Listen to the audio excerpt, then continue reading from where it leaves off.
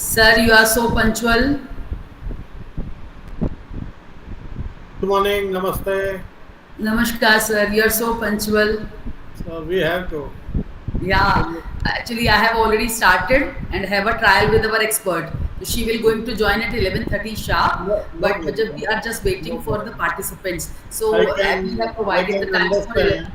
I can Yes, sir. understand the busy schedule of the expert. Huh? Yes, sir. So being So a participant, we should be punctual. thank you so much, sir, that you are considering and you know the situation as you are on the senior I position and passed you through have many gone through things. all these phases already. I passed So through. you know. Okay.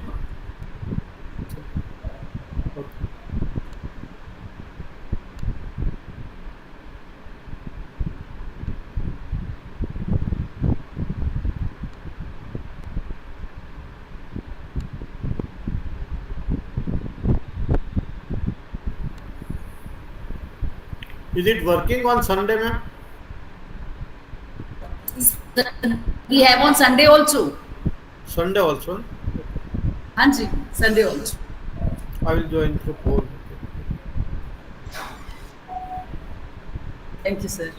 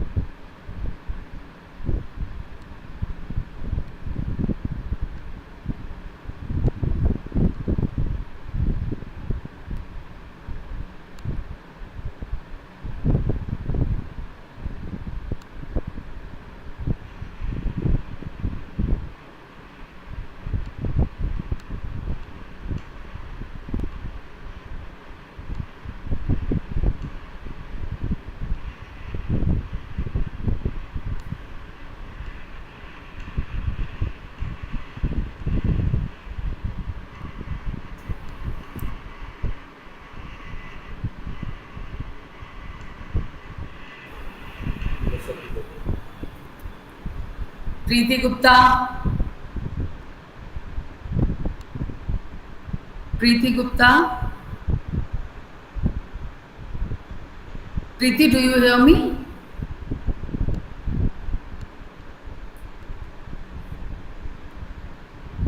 Preeti, do you hear me?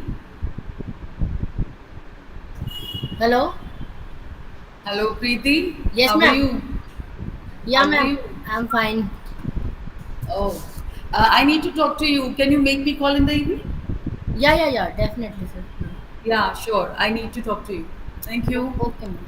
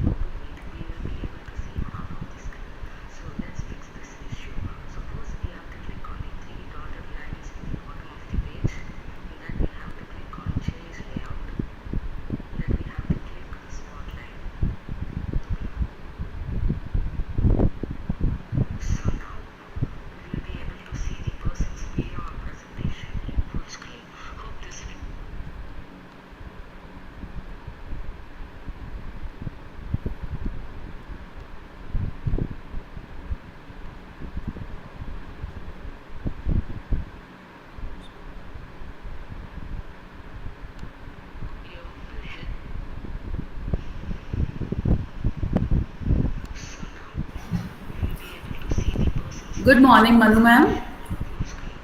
Good morning, ma'am. Good morning. Very good morning. Ma'am, we are just waiting for 2 3 more minutes, then we'll No start. worries, ma'am. No worries. Please go ahead. Go ahead. Yeah. I'll only start Thank you. when you give me a green signal. I'm just there in the meet. No worries. Yes, ma'am. Yes.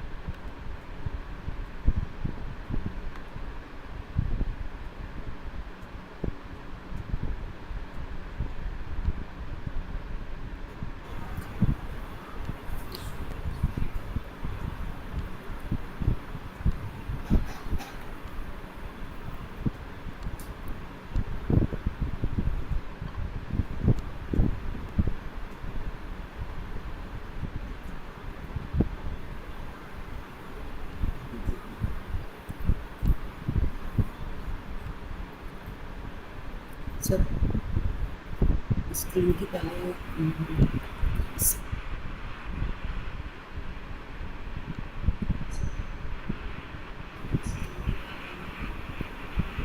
Sumanpreet ma'am. Yes, ma'am. Good morning, ma'am. Good morning. Shall we start? Sure, ma'am. Sure. Please go ahead. Good morning, one and all present here. Today we are going to start our fourth session on transforming education through AI and emerging technologies empowering educators for the future. Welcome to today's online session.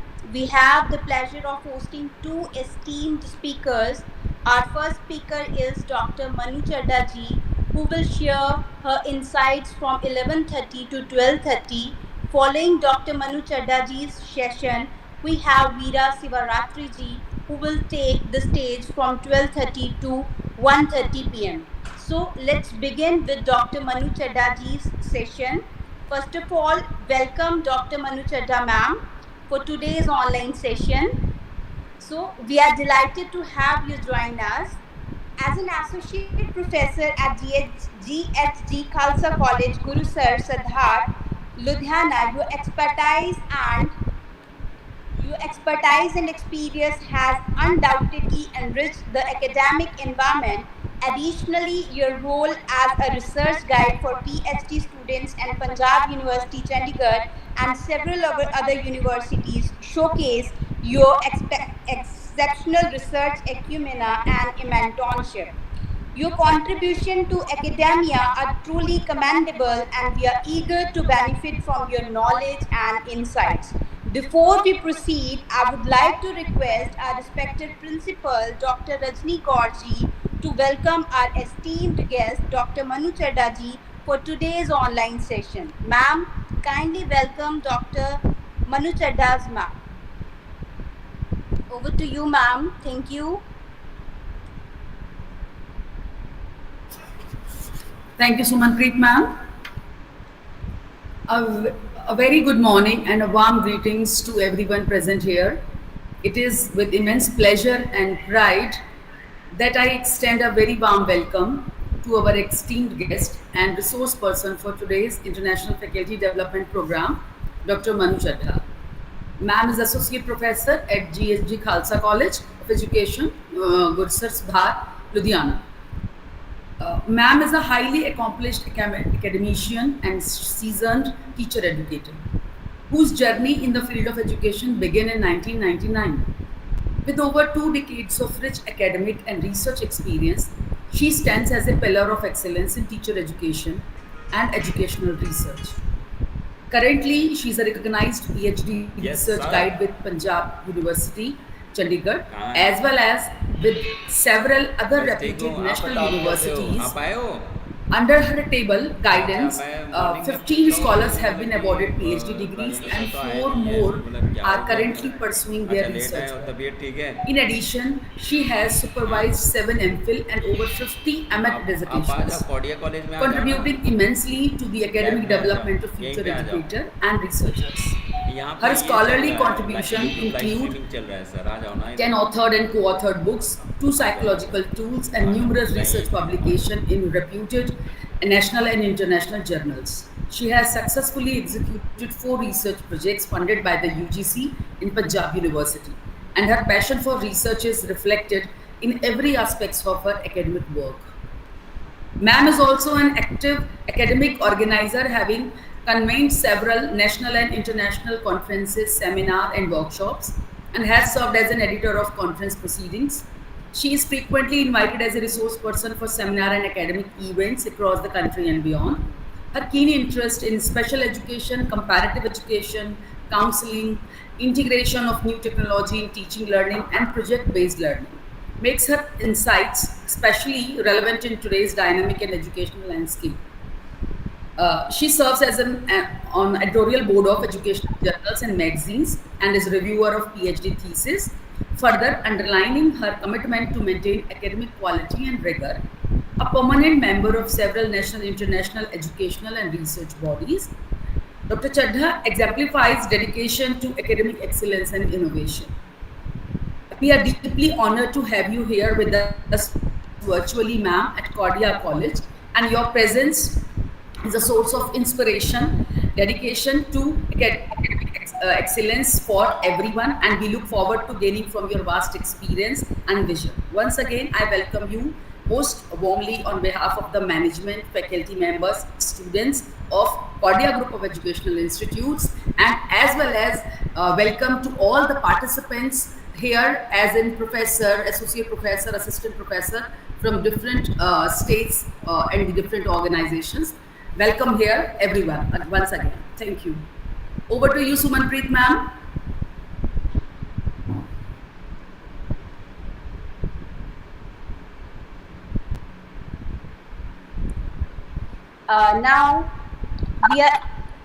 Now we are eager to tap Dr. Manu Chadha's ma'am knowledge and insights. Now we are looking forward to stimulating discussion, and we are sure your participation will add significant value to our conversation.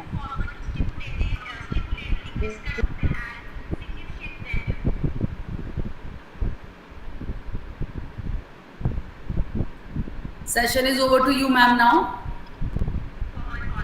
Ma'am, you are mute. Ma'am, kindly unmute yourself.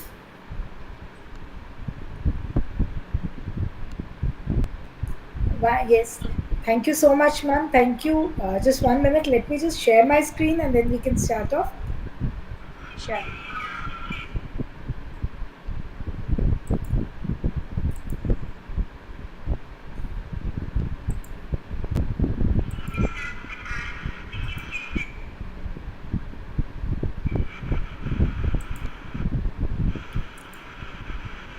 screen is visible? Yes, ma'am, it is visible. Thank you so much. On the onset, I would first like to congratulate Cordia College, Sangol, Srimati Jwala Devi College of Education, and Cordia Institute of Business Management for organizing this faculty development program on a very much demanded, imperative topic. Thank you, Dr. Rajni, and her whole team for inviting me to share my insights with you all. I'm truly honored to be a part of this great event. Thank you so much. Thank you, Dr. Rajni ma'am, and the whole team. So, not wasting much time, I am, as already told by the Sumanjit ma'am and also by Principal ma'am. Firstly, ma'am, thank you so much for such a lovely introduction. I'm truly indebted to you all for it. I don't know, I mean, I'm for that, but yes, I'll try to come up to your expectations. Thank you so much for the beautiful introduction. So, I'll be presenting my topic that is truly reshaping. Sorry to interrupt you in between, ma'am. The Yes. session is streaming live on YouTube. So Okay. all the participants, those who are here, if your colleagues wants to join this session, they can join on YouTube. Link is there in the chat box. Please, thank you. Thank you, ma'am. Thank you. So, my topic for today is actually truly reshaping how we teach and how students learn. Data driven personalized instruction. This topic combines the power of data with human touch to create meaningful and individualized learning experiences. Now, here data is not the data that we get from the internet, but data actually means the data that we are going to collect from the about the students and from the students and their peers and their parents. So basically, if I see data driven personalized instruction, what is it? It is, imagine if a doctor treats all the patients in the same way. Just try to think about it. What do you think it can be? I would request you all to kindly unmute yourself anywhere you want to. So it will be an interactive session. So can we imagine a doctor treating all the patients in the same way? No. I think that's going to create a chaos. When all the doctors cannot treat a patient in the same way, then why such a noble profession like teaching we are expected, as teachers, we are expected to teach all the students in the same way? I mean, don't you think that's something really strange? There's not much of a difference in teaching and in medical field. They are treating the doctors, even we are treating the students, and basically we are treating their mental health, we are treating their psychology. So why is it that we have that one size fit all treatment for all the students? Why is it that not every student is felt seen, is felt heard, is felt supported? Now, when every student, when we moving from a traditional approach to this approach where every student is being felt, needed, supported, heard, this kind of approach is called as data driven personalized instruction. It is basically here we are tailoring the educational experiences that are based on our insights. When I say our, I mean a teacher educator or a teacher, or just simply I'll call it as an educator. It's based on our insights which we have gathered from multiple data points. These data points may be the academic performance of the student, it may be the various assessments that we are carrying out, it may be the even the attendance part or the various surveys that we are carrying out. So, what basically, now, as we all know, we've just discussed this data driven personalized instruction. If we see, there are two main terms in it. One is data driven, the other is personalized instruction. I just said data driven means collecting and analyzing the data, which may be from by assessing the student, it may be by just assessing their attendance part, by surveys, by observations, by interviews. So that's data. And now the second term here is second phrase is personalized instruction. What is basically personalized instruction? Personalized instruction, name suggests personal and instruction. Instruction means to instruct somebody. So this is an educational approach that tailors content content matter, pace, teaching methods, learning activities to meet the needs, the strengths, the interests, the learning styles, the abilities of each individual student. So when we are able to tailor our teaching learning activity in such a way that we are able to cater to the needs of the students, their abilities, their strengths, their learning styles, then this kind of an educational approach becomes personalized instruction. I'll take a simple example. In a science class, a teacher has to teach a topic on photosynthesis.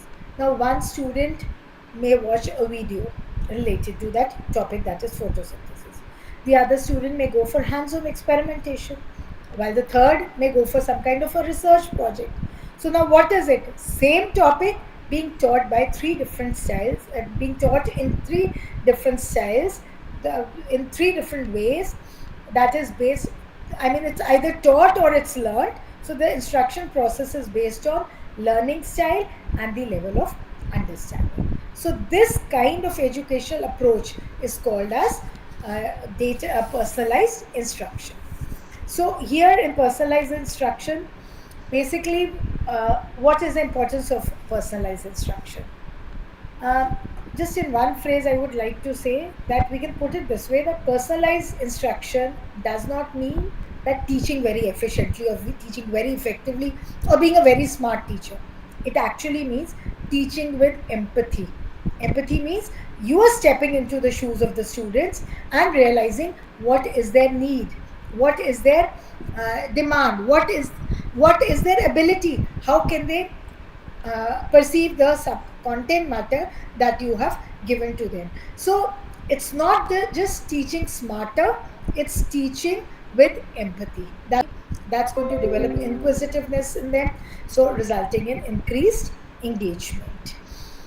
Now, when I take this process of DDPI, that is data driven personalized instruction, we see that in this process I'll be taking in detail, but just give you a briefing.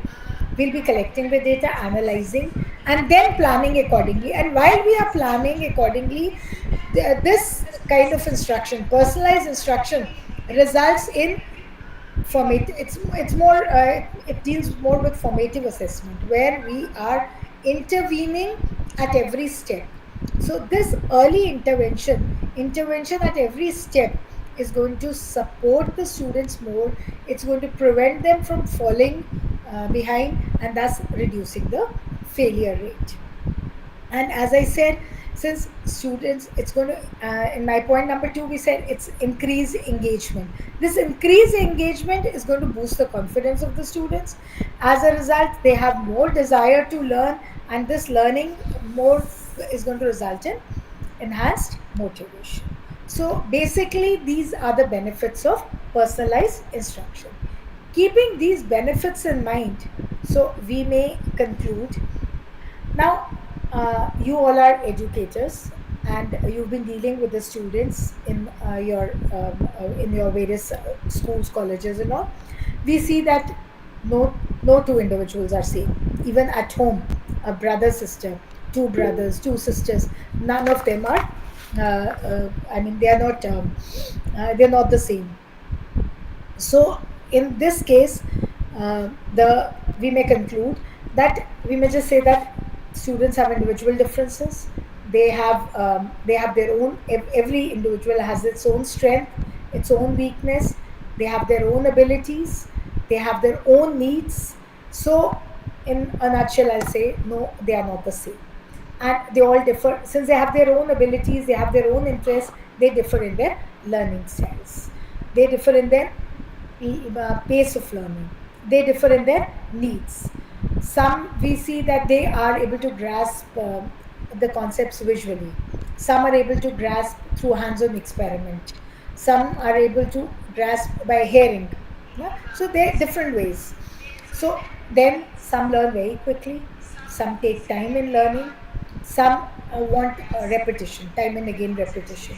So these basically we can say that they face challenges related to their ability. They may also face challenges related to their background. They may face challenges related to their environment, what kind of environment they are coming from, what kind of family background, what kind of social background, economic background. So they face different challenges. Now here, personalized instruction, this is one educational approach which addresses the differences of all the cases that we've studied, thereby bringing equity in the classroom.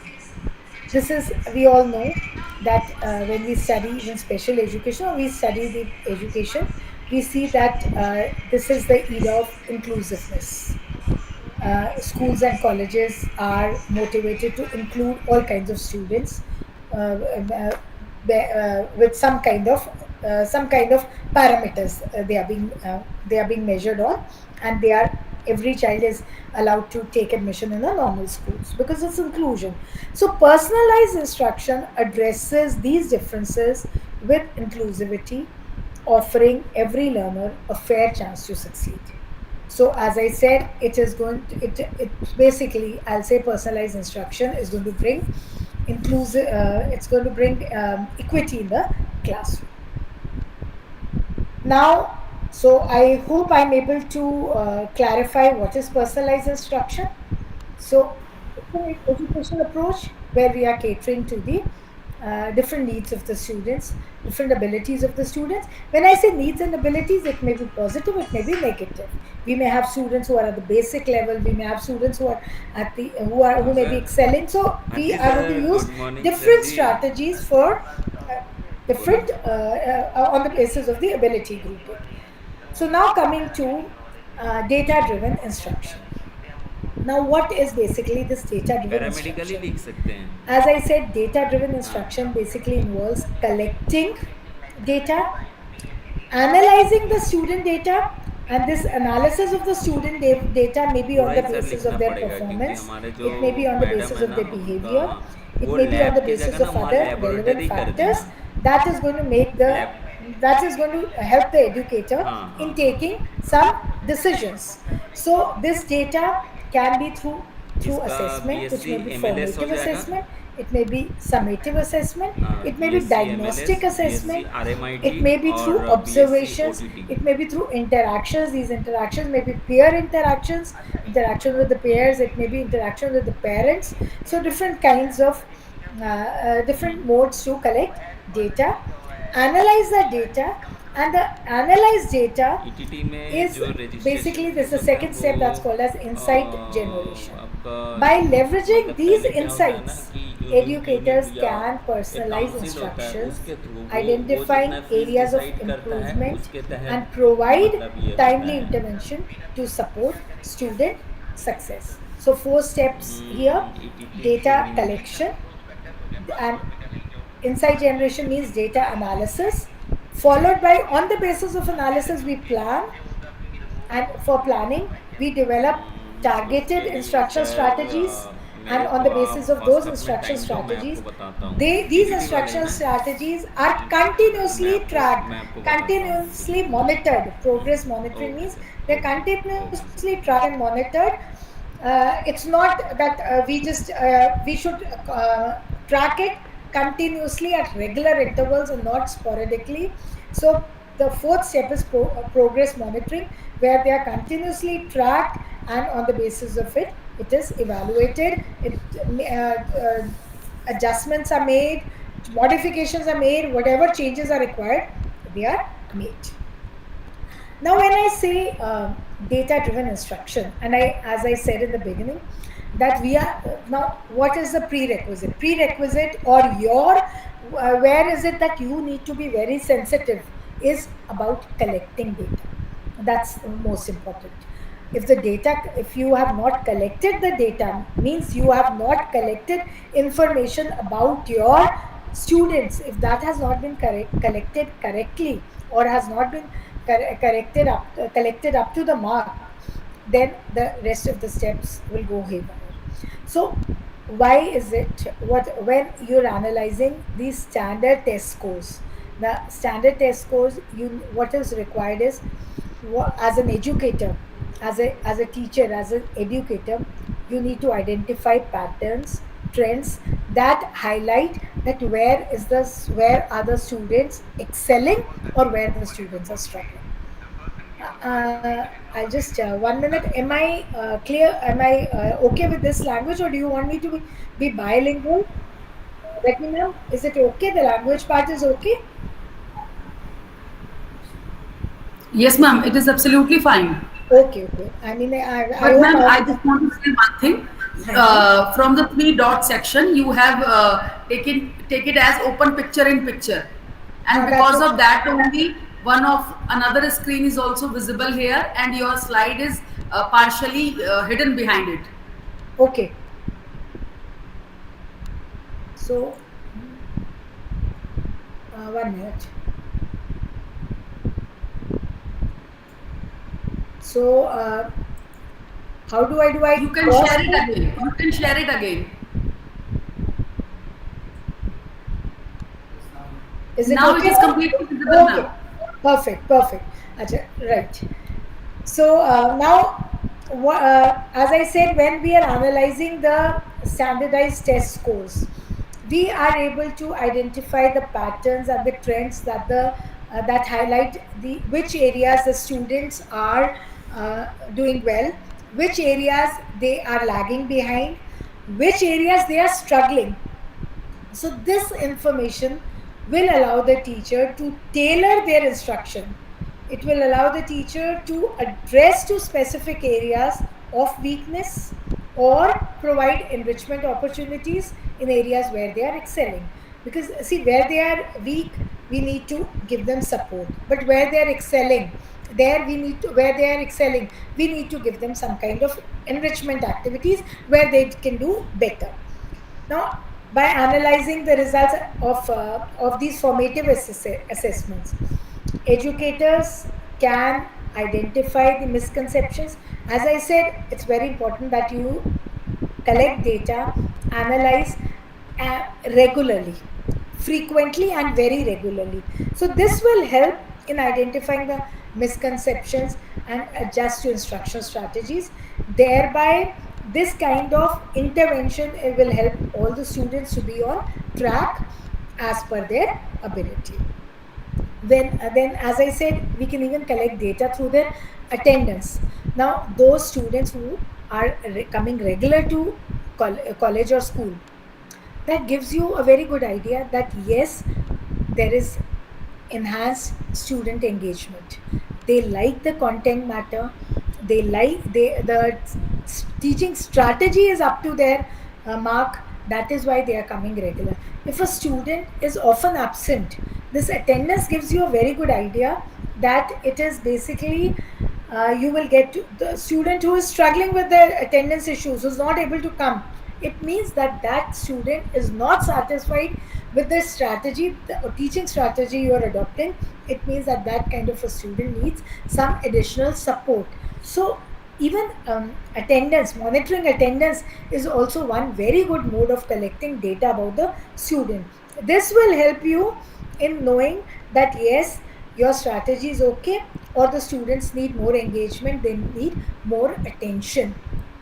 Then, as I said, interactions or surveys, these surveys also help the student. This will also help you in offering a very good insight about what is the perception of your students about the learning experiences you are providing. So that's why I said what is important is the prerequisite is that this process can only go beautifully if your first step, that is data collection, goes well. So analyzing these scores, these assessments, formative assessments, these attendance sheets, surveys, this is going to help you in taking proper decisions and creating a more inclusive learning environment. So, when we are talking about assessment, we're talking about surveys, we are talking about observation, we're talking about attendance. So, just I would like to conclude that the various types of data that you need to you that should be there in the classroom is academic data. See what are their scores. This will give you an idea of their strengths, their weaknesses, the subjects where they're struggling, subjects which are not of their interest. So, what are the challenges they're facing in the field of academics? Then the engagement data, that is how much involved are they with the content matter. Engagement here means yes, you are engaging with the students, but are the students engaging with you and the content matter? So this is again another type of data. Then the behavioral data, what kind of behavior, what is the basically what how are they reacting to your different types of strategies. And then diagnostic data. So these are the different types of data that are used in the classroom. Because again I repeat the same thing, what is more important is the first step, that is data collection. So, to collect this data, there are a wide range of data collection tools that are available with you as educators. Now, the time is gone where we just had those paper pen types. CBSE a few years back started with CCE system, comprehensive, continuous comprehensive evaluation. They're not going with it so well or as they had started with, but personally I felt that was a wonderful way of collecting data about the students. So now this paper based assessments are we are changing over. COVID has taught a lot about technology to us. So as a result of COVID and post COVID, we have a wide range of data collection tools, starting from digital assessment platforms. I mean, now the focus is more on the digital assessment platforms to physical observation. So, if we see these digital assessment platforms, I'm sorry, if we see this, we have the Kahoot, the quiz. These are the different kinds of online quizzes.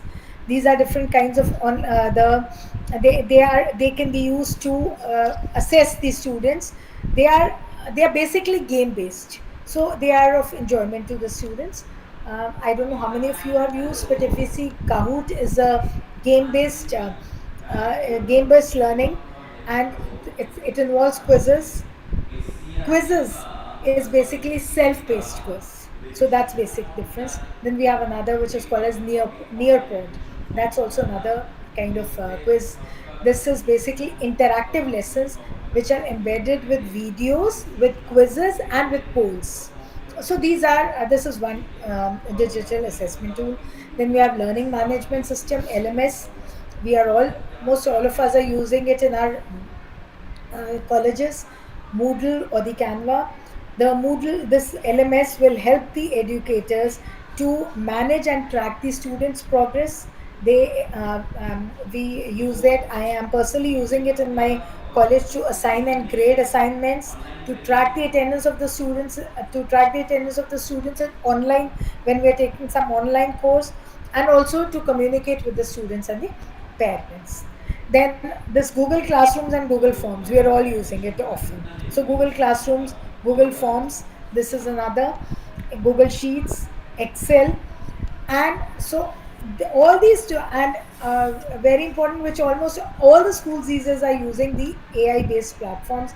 We have Khan Academy, we have Century Tech, we there are plenty of them, the physics wala, and also they are all using these AI based platforms. So these are the various tools and techniques, the technologies that are used in this data driven.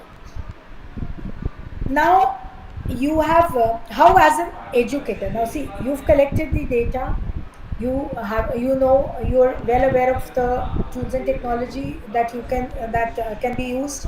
You're aware of the various types of data collection tools. So what you are aware of the different types of data that you need to collect. Now my next is that how as an educator you can incorporate data driven instruction. As a teacher, how can you, आप as a teacher data driven instruction को कैसे अपने learners के लिए use कर सकते हो? First and foremost step, as in all kinds of teaching learning processes there, that we need to be very clear with our goals and with our objectives. Define what you want to achieve with your data driven instruction. What is your the for the category you're applying, are they excellent, or are they struggling, or are they lagging? So you need to define what you want to achieve in the data driven instruction, and on the basis of that only you will align your efforts, you will set up your educational standards, and decide about the needs of the students.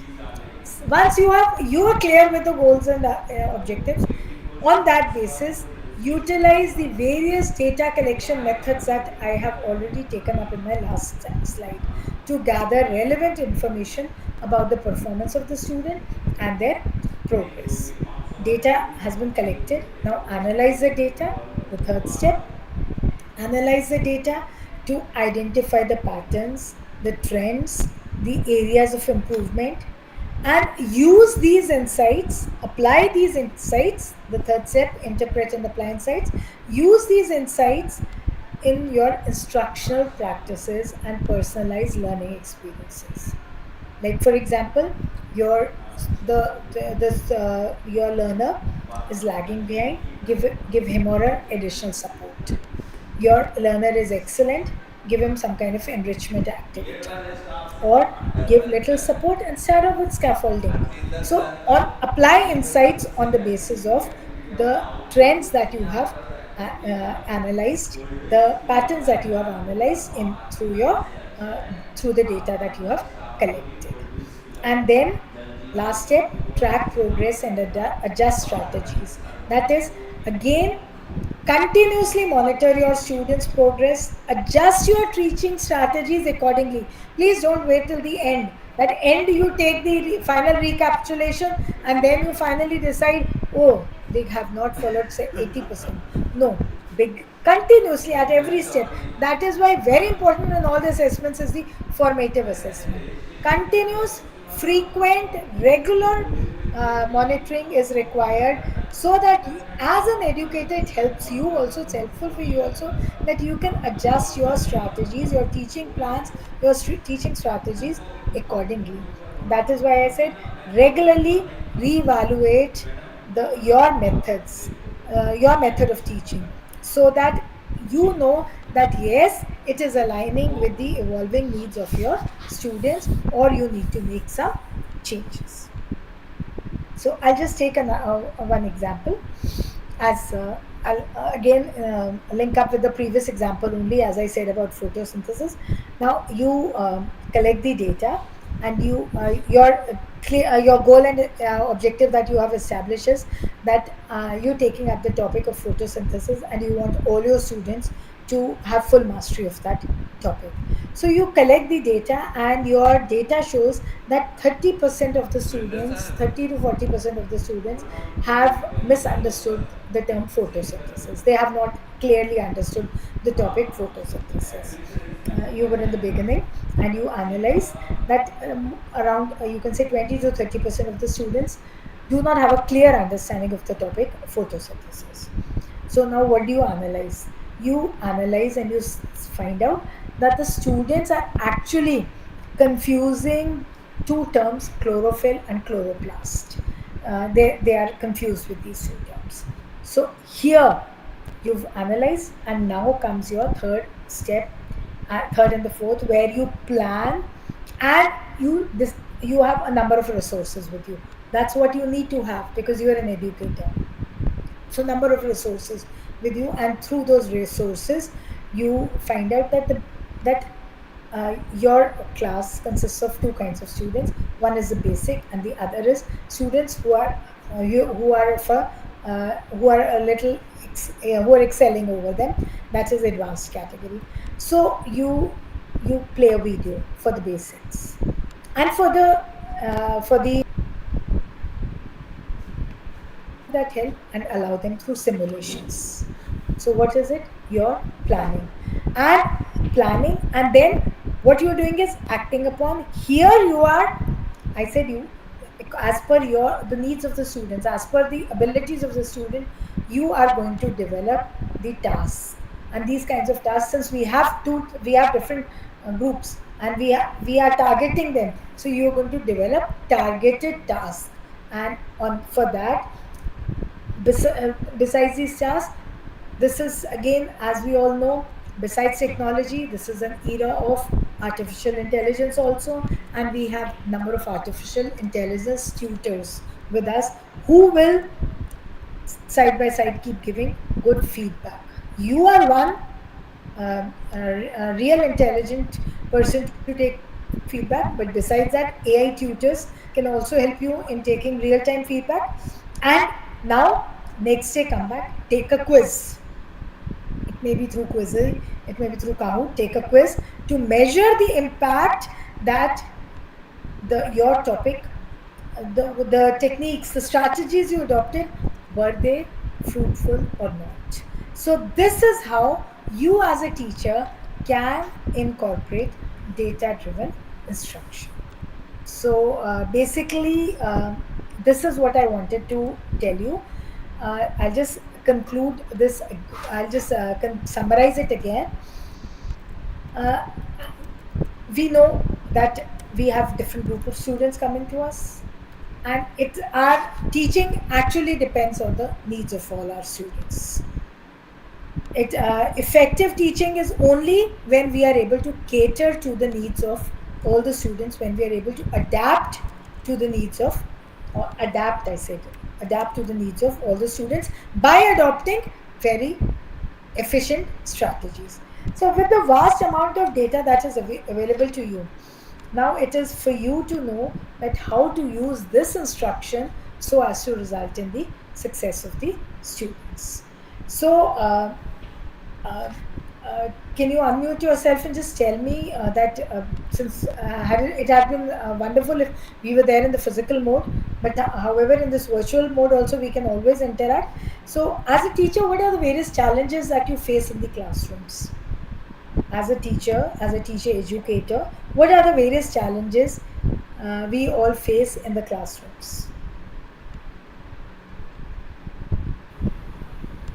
Kindly respond to ma'am's question, please. ऐसी क्या problems आती हैं आपको class में as a teacher educator, या as a teacher? आप में से कुछ कॉलेजेस में होंगे, कुछ आप एजुकेशन कॉलेजेस में होंगे। तो as a teacher, as a teacher educator, आपको ऐसी क्या चैलेंजेस फेस करते हो आप क्लासरूम में, क्या प्रॉब्लम्स आती हैं? Kindly answer, because since you told me to switch off that screen, I'm not able to. Ma'am, this is the foremost challenge when we keep on asking questions from the students and they are not responding. They are not This is responding. this is the Exactly. very first challenge, Very because first everybody challenge. wants that session or classroom learning Ma'am, process needs to be very interactive.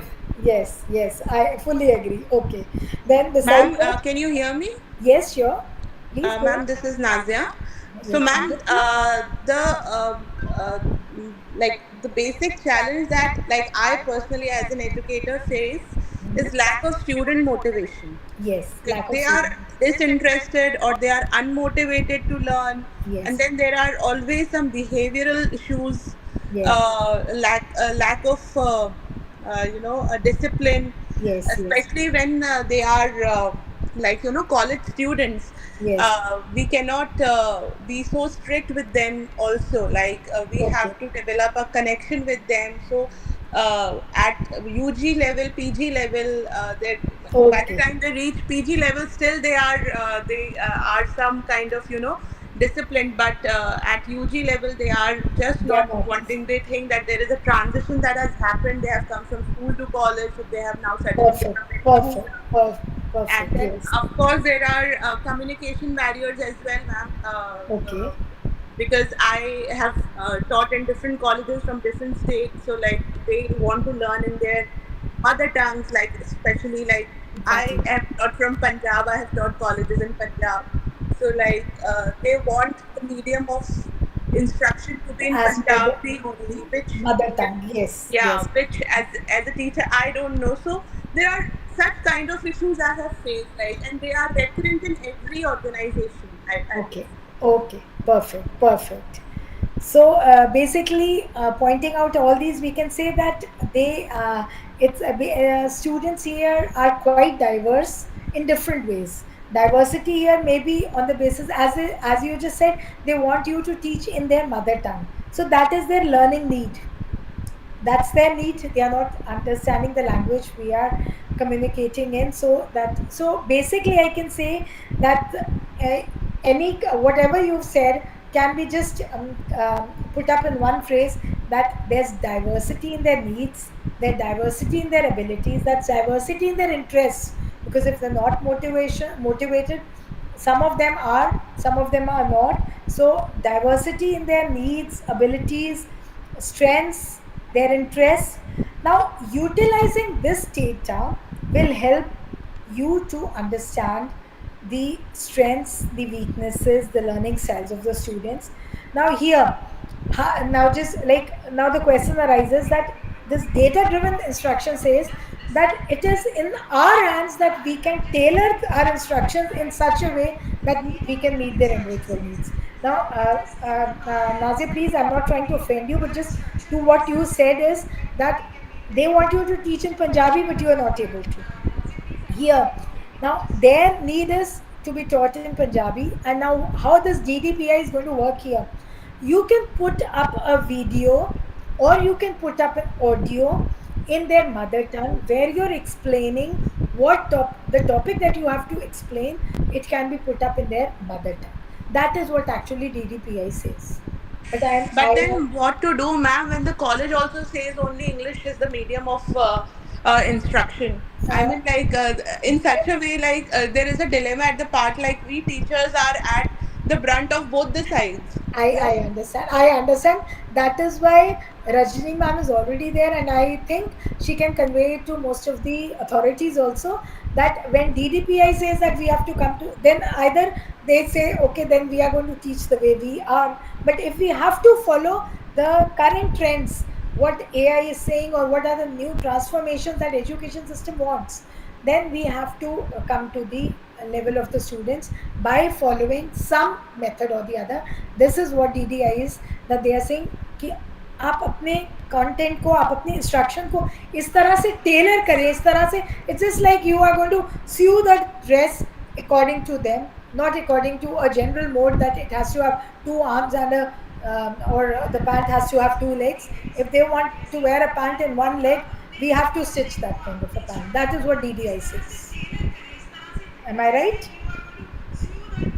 So this kind, when you are able to utilize the data that you've collected from the students, you'll be able to understand their strengths, their weaknesses, their learning styles, and this will help you to tailor the instructions to meet these needs. So this again will help you in what I said in the beginning: increase engagement. It's going to improve the outcomes of the students. This part, it's going to improve the outcomes of the students. It is going to, and not only these points, besides that, it will help the teacher to assess and refine her own instructional practices, leading to better student outcome and improved teaching skills.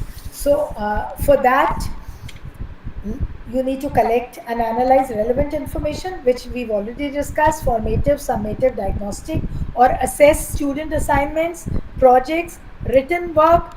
It's very important, although these days students don't write, but it's a written work which helps us to identify the trends and patterns. Then gather feedback from the students, from the parents, from the colleagues, so that you can form instruction. Once the data that is collected, it's very important to analyze that data, because that is going to help you in identifying the trends and the patterns, areas of improvement. While you are doing this, while you are analyzing the data, ask a few questions to yourself. What are my students' strengths and weaknesses? What instructional strategies are effective for my students? What areas do I think that my students need special support or additional support or some kind of intervention? We need to analyze those areas. And now comes this question, what I think it was Naz, huh? Naz or Nazma? Nazia, ma'am. Nazia, Nazia, I'm sorry, Nazia. That how can I adjust my instruction to better meet the needs of my students? How can I do to maintain a balance between the needs of my students and the demands of the authority?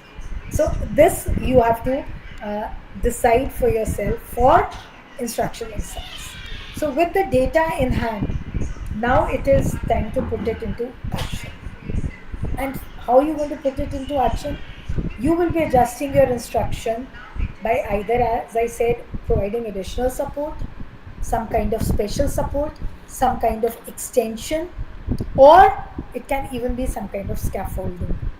Scaffolding, I think you're all clear with. Scaffolding means that we are giving support to the students, but slowly we cut off that support as we feel they are becoming independent. To address the needs of the students, to address the points where they are struggling, where they need improvement, we need to intervene in between, targeted interventions, and we need to implement that intervention. Adapt your lesson according to the pace of the, जब आप targeted intervention कर रहे हो, आप बीच में regularly intervene कर रहे हो, तो उसके accordingly you will be adapting your lesson to meet the needs of the students. You'll be, for that you may modify your pace, you may modify your content, simplify it, bring it in the form of your in the mother tongue, bring it in the simple language form, or you may even modify the strategies you are adopting. And for this only we get to know that how our students are able to, how we are able to fulfill the needs of the students. So this data, what we've collected about the students, should always be shared with the parents and also with your colleagues, because that is going to help you work better. So once this data, you've collected the data, you've started with the action plan implementation. So now what is required is, what tips you need to keep in mind is, start off with a small thing.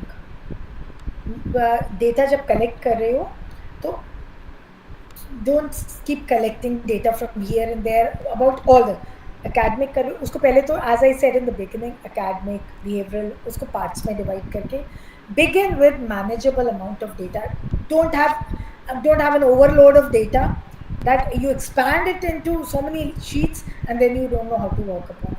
So start small, manageable amount of data बच्चे का collect करो, and उस data को जितना visual form में रख सकते हो, maybe in the graph form, maybe in the chart form, so that if you have everything in writing, it becomes more complex. Try to visualize the data that you have collected, and keep collecting the data regularly and analyzing it so that you are able to form instructions at every step. Then, very important, don't work alone. Involve all the teachers.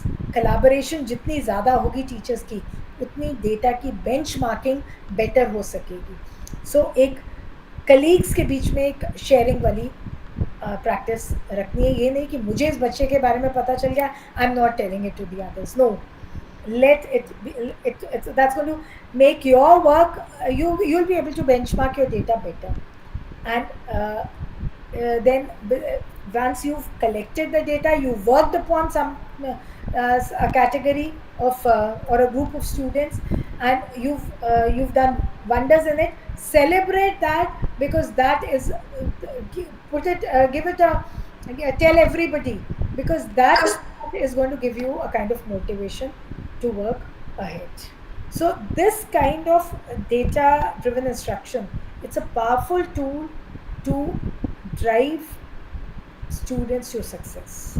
So because, as I said in the beginning, it will increase the engagement of the students, it will increase the motivation of the students, it's going to enhance the outcome of the students, better academic achievement, and above all, it's going to improve the teaching effectiveness and the skills of the teacher also, because she also gets to know that these strategies, as I said in the last point, you will be adjusting your strategies time and again. So this is basically my data driven personalized instruction cycle. Just summing up again: analyzing, collecting, planning, implementing, and finally monitoring and refining time and again. So this was basically what I meant by data driven personalized instruction. Now, Nazia has already given me a number of challenges. Yes, but as I said, that we need to start small. And when we start small and we start collecting data, major challenge that we are overloaded. Not only that, we are supposed to be teaching in our own, ऐसे कहाँ हो because आप आए that's नहीं what I feel is, if some colleges saying that, I think at the वो PG or the live UG streaming set level, कर रहा था आप यहीं teaching पे आ in जाना their यहीं पे mother, teaching in आराम से just सेट है one language, पेशेंटली चल रहा है कोई दिक्कत नहीं आप आ जाओ forcing इधर ही the teachers to teach in one language is ये तो highly पौड़िया कॉलेज undesirable, के लैब में आप because पौड़िया we've कॉलेज में got आ so जाओ much ना to teach.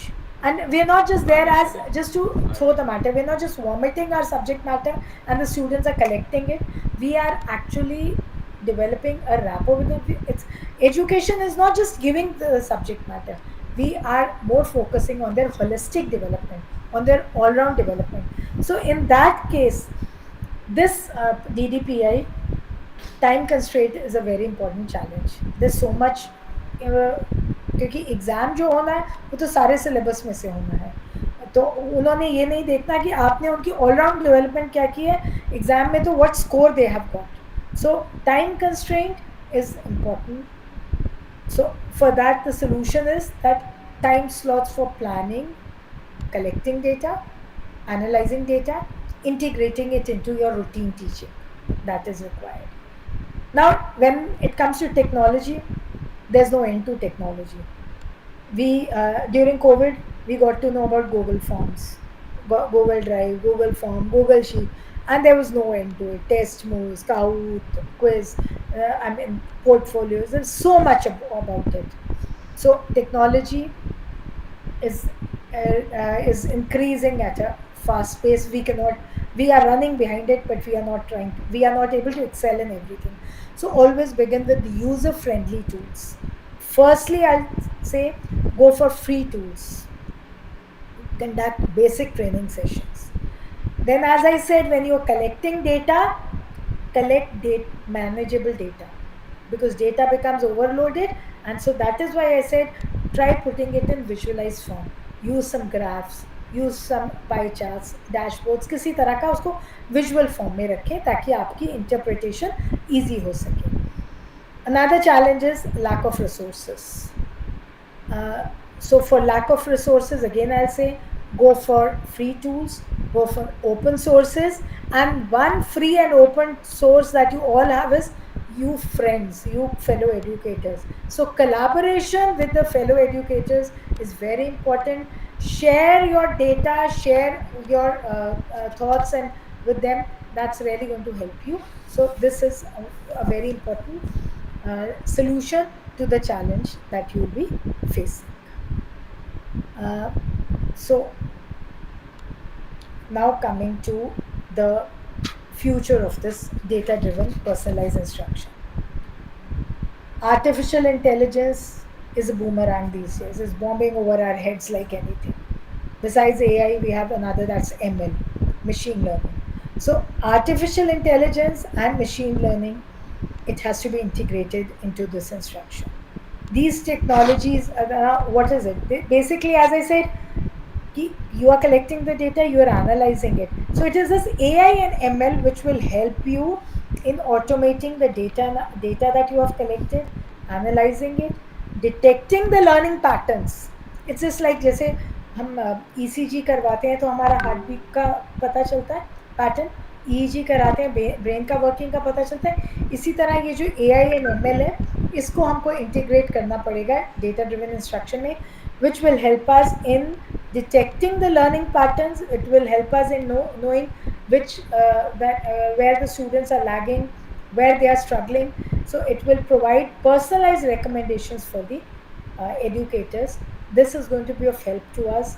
And this kind of AI powered tool, leveraging this AI powered tool, teachers will be able to gain insight into the student performance, and thereby they'll be able to optimize their teaching strategies, their instruction strategies.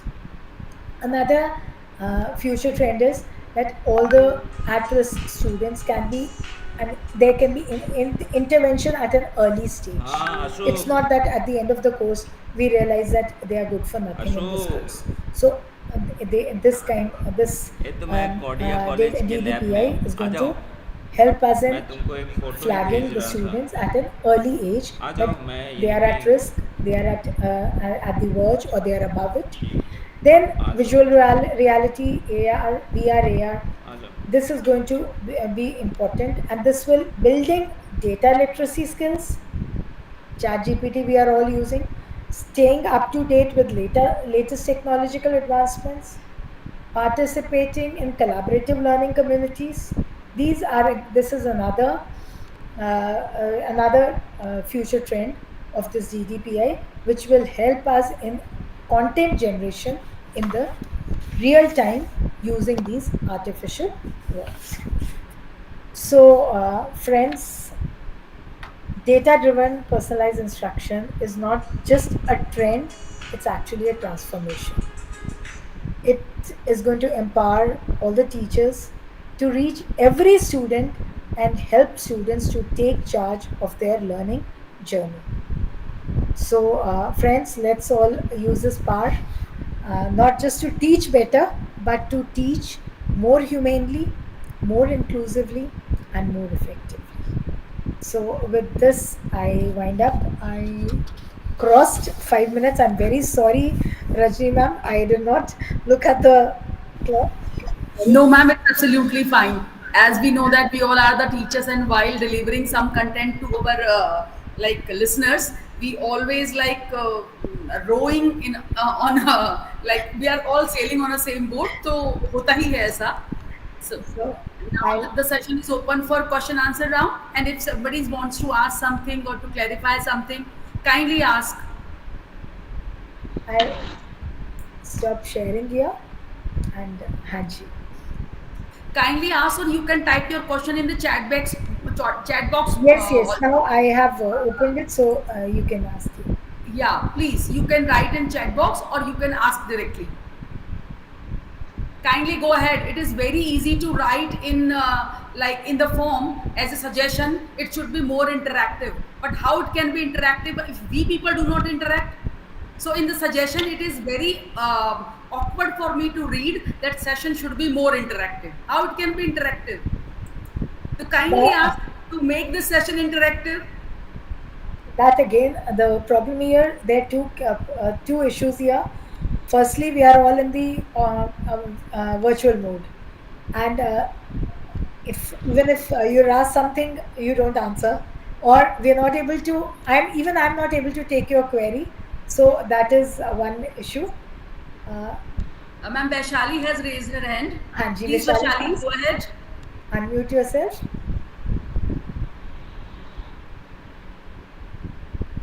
Sorry, ma'am. This is I have no more question, but the wrongdoing I have raised the hands. Oh, Sorry for no, that. it wasn't. Yeah. Okay. Okay, okay. Thank you, thank you.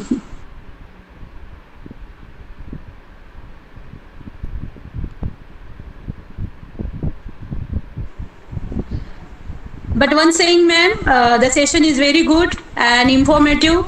I have no anything about AI technology in education, but it is very helpful and it is very delightful. Session are very well to know needs.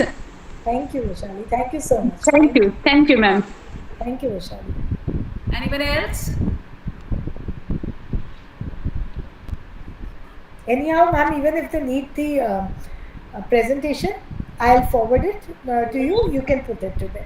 If you have some group or something, I'll forward the presentation. And I think presentation doesn't have my number. I'll add it over there.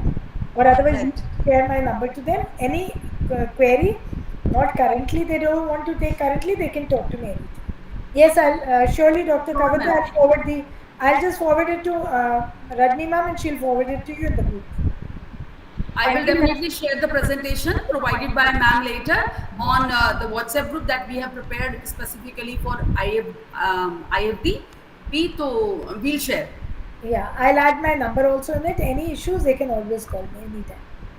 Very soon, in a moment, our second speaker will going to join with us in the session. So all the participants kindly wait for 5 minutes, 4 minutes. He will join very soon. Madam, I Now, have already joined Oh, right on okay. time. Thank you, sir. Thank you so much, sir. Actually, I'm there are really so many sorry, sir. participants. I didn't see your name there. I'm sorry, sir. I took your time. I took No, no It's problem. absolutely fine. I took extra No time. problem, madam. It was a very useful session that you have given.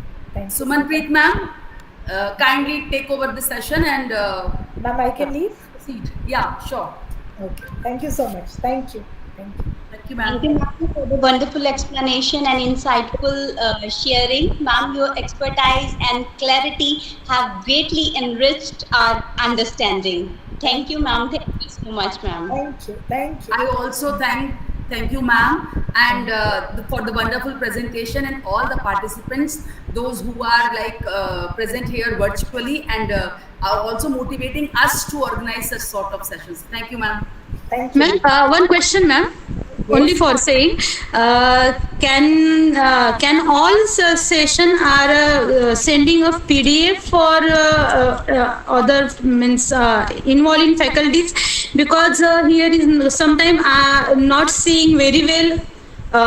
Here can very well, but not seeing in Vaishali, very well screen. Vaishali, we'll try to Yes. share all the presentations that we will receive from our experts soon. Uh-huh. Yeah, ma'am. Yeah. Yeah. Okay. Okay. Thank you very much. Thank you. Okay, ma'am. Thank you so much. Thank you. Thank you. Now, let's welcome Veera Sivaratri ji to the session. We are glad to have you with us. We are looking forward to your insights and sharing your expertise with us. Veera Sivaratri ji is distinguished software professional with over 25 years of global experience in IT strategy, solution architecture, and large-scale digital transformation initiatives. He has worked with top tier organizations including Citibank, HSBC, etc. Before Viraji begins, let's request our respected principal, Dr. Rajni Kaurji, to introduce and welcome him to the session. Ma'am, kindly welcome Viraji for the session. Thank you, ma'am. Thank you so much. Thank you, Miss Manpreet. Good morning to everyone present here again. Good afternoon. Good afternoon to everyone present here again. And good morning to you, sir, as there is a time gap from London here in India. So it is with a great pride and heartfelt warmth that I welcome our esteemed guest and spokesperson for today's international. Please kindly mute yourself, Mita Sharma, ma'am.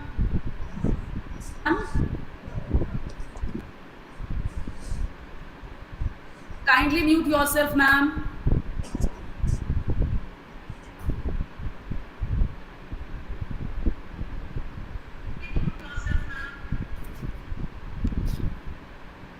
It is with great pride and heartfelt warmth that I welcome our esteemed guest and the source person for today's International Faculty Development Program, Mr. Veera Sivaratri, a globally renowned software professional and digital transformation leader. Mr. Sivaratri is a distinguished expert in the field of information technology, bringing with him an impressive legacy of over 25 years of global experience in various organizations at global level. Beyond his technical brilliance, Mr. Sivaratri is celebrated for his deep understanding of emerging technologies and their broader impact on business and society. His forward thinking approach and passion for innovation make him a thought leader in today's ever evolving digital landscape. He's not only a seasoned strategist but also a lifelong learner and a dynamic speaker known for engaging audience with his insightful perspective on the intersection of technology, people, and innovation. His ability to blend technical expertise with human centered thinking makes his contribution particularly valuable in the context of education and institutional growth. Sir, we are truly honored to have you here with us virtually at Cordia College, and your presence here today is privilege, and we are eager to learn from your vast experience and futuristic vision. On behalf of the management, faculty, and students of Cordia Group of Educational Institute, I extend a very warm and respectful welcome to you, sir. We look forward to an enriching and thought-provoking session ahead. Thank you, sir. Over to you, Sumanpreet Thank you. ma'am. Thank you very much, madam. Thanks for a very nice introduction. Thank That's a you bit so much, sir. overwhelming, though. Sir, now the So, session is over to you. And if you want to share, you can share your screen as well. Yes, yeah, I'll share my screen. Thank you.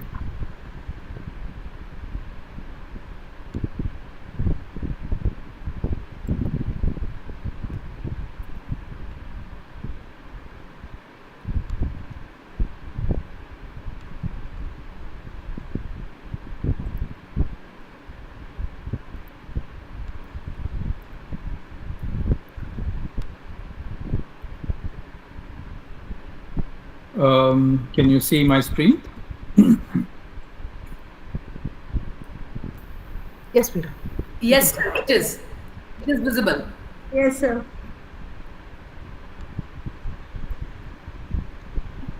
Okay.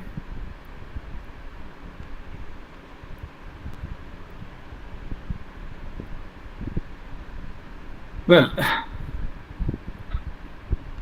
let me say a couple more things about myself. I am a director of TEBS, which is the Total EV Solutions.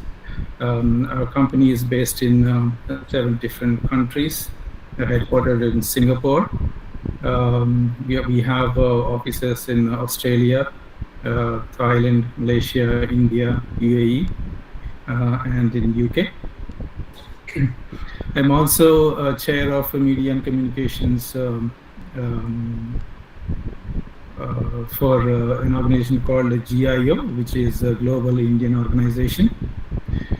That's a brief introduction. And again, thanks Rajni Gaur Madam for a very, very nice introduction about myself.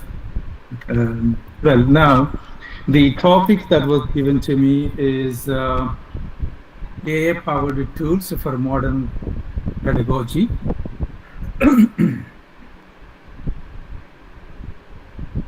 Let's first understand from the basics, which is a traditional classroom setup. How does it look? Well, as Rajni Gaur Madam mentioned, that interaction is very important in any conversation or any presentation. So feel free to interact.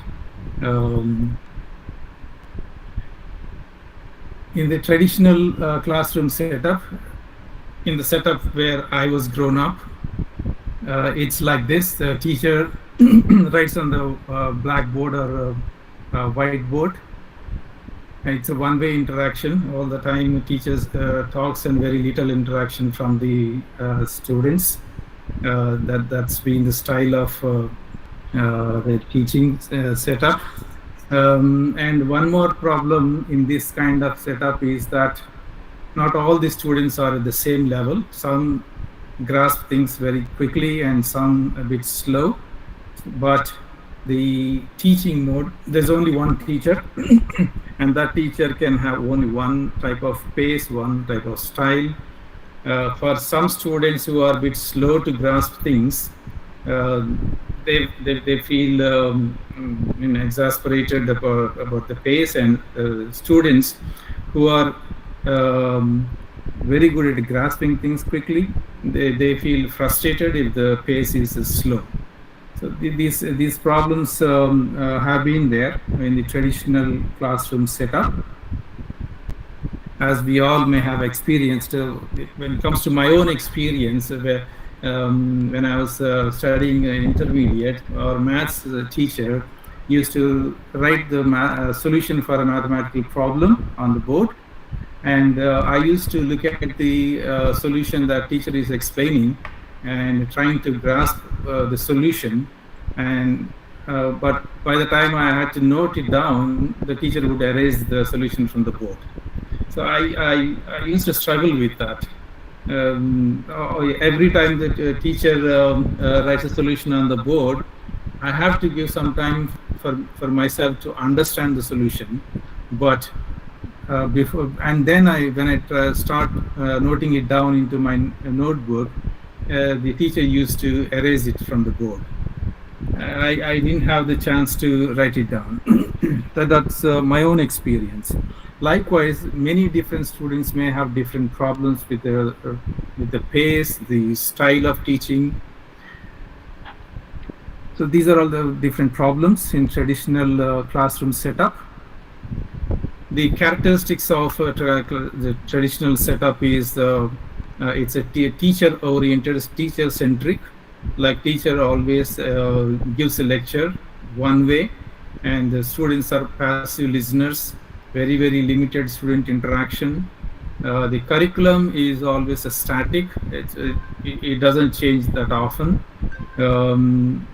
While especially in today's world, the technologies, the skills are changing quite fast. But if the curriculum does not change or does not catch up with that pace, the students will be lagged behind, and what they are learning will be of little use to them. And when the exams are written by the students, the feedback is very slow or very delayed, like it might take some weeks. It's understandably because the teachers have to evaluate each and every paper that students writes, and they have to correct those answer sheets. So it obviously takes weeks, if not months. Then very, very limited use of technology. Typically, it's a blackboard or whiteboard, and teacher writes on that board. And occasionally, teachers might give printed material to the students.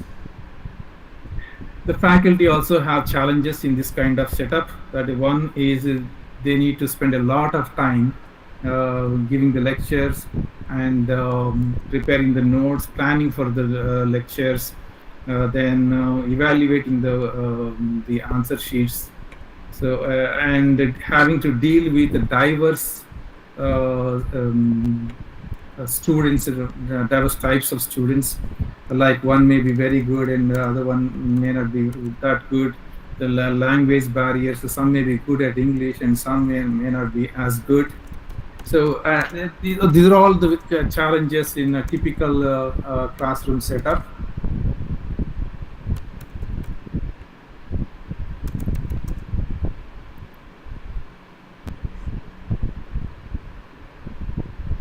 Excuse me, the screen has frozen for some reason.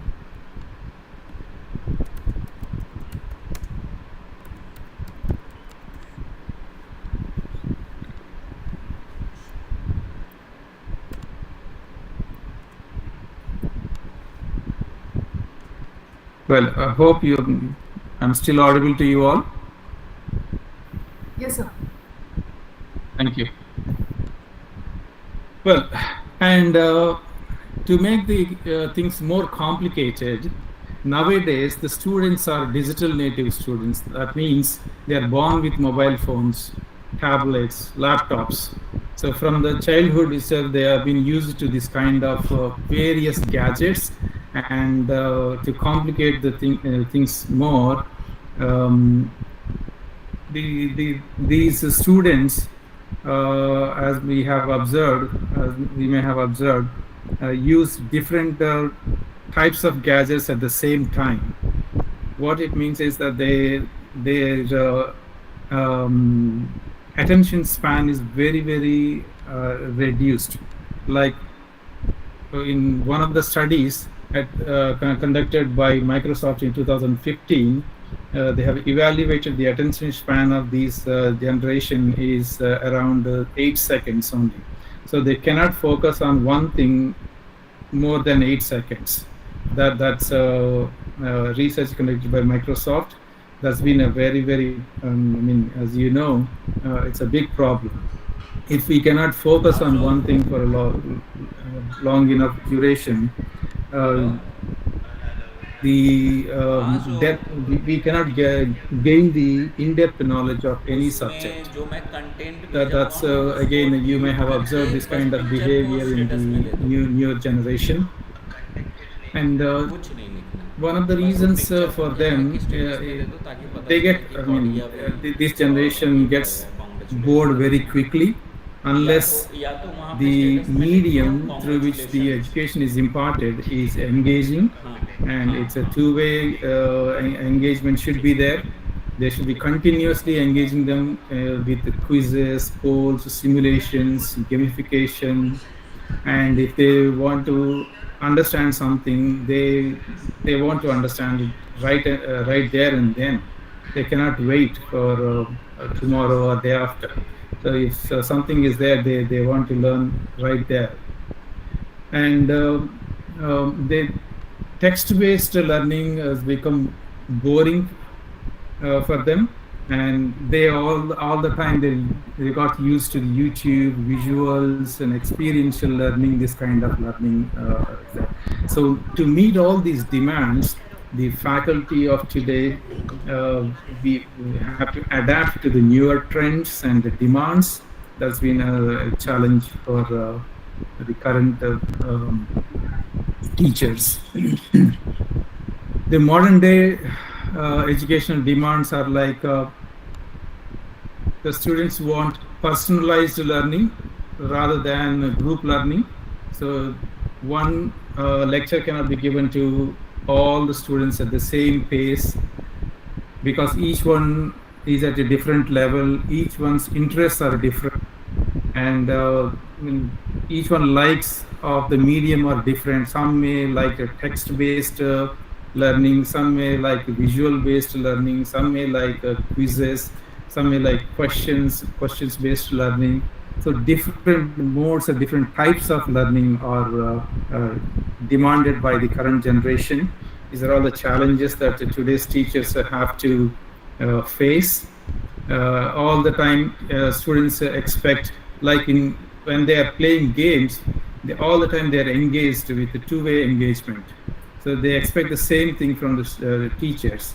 It's practically not possible for teachers to engage with each individual student separately. And technology influence is huge on this generation. They are very comfortable with various different technological tools, being AI, automation tools, very newer tools, newer games in the industry. And it's very difficult for the teachers to catch up with the technology. These are the challenges. And a few more demands from this generation is like they want to learn not just in the classroom, they want to learn wherever they are, from online or mobile, and it's not a continuous engagement. They want to learn asynchronously also. They want, if they want to test their skills or their learning, they need real-time feedback with analytics and with a timely intervention. Like if they are not good at something that needed to be intervened very early in the stage, before it is too late for them to catch up. And one more last thing is in most of the teachers' generation or the older generation, the trend is like in the first 20-25 years of our lives goes for the learning phase, which is studying in schools, colleges, etc. And then we take up a job and live the life happily ever after. That's been the story for most of the older generation. But the new generation, their situation is quite different to ours. They learn something yesterday that becomes obsolete very quickly today. and whatever they are learning today will become obsolete tomorrow. So they have to adapt and learn and learn and learn continuously. They have to learn lifelong. That is the situation today. So it's a very big challenge for the current generation. And to teach to that generation, the faculty of today have to catch up. They have to mold themselves or change themselves to to be species which learns every single day. So all the time, again, we have to catch up. We have to again set our mindset like it's not just to learn once and use that learning for the rest of the life. It's not the case anymore. We have to learn every day new things. Otherwise, we'll become obsolete and useless.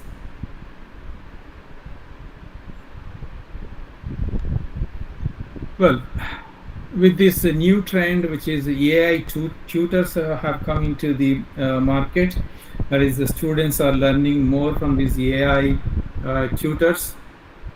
In such a case, I mean, the advantage of these AI tutors is like they give a personalized learning.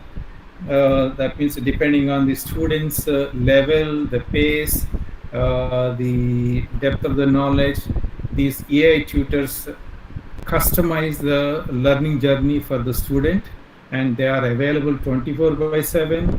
They give instant feedback, and they have much more data driven insights. They can provide those insights to the students which a human being cannot provide. Well, in that case, is it the end of the human teachers? Is there any scope for human teachers?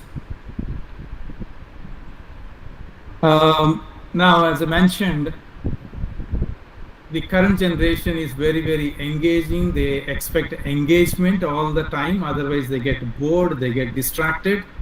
I'm not sure if that is the same case with the current faculty generation. We have to adapt to that kind of mentality or the behaviors or the habits. Otherwise, it's very difficult for us to engage with the newer generation. Well, if possible, I want to see that interaction. What are your thoughts about this? Like, is there any scope for human teachers now in current days or in the upcoming days? What are your thoughts?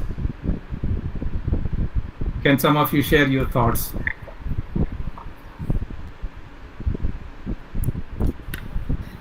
Dear participants, kindly share your thought on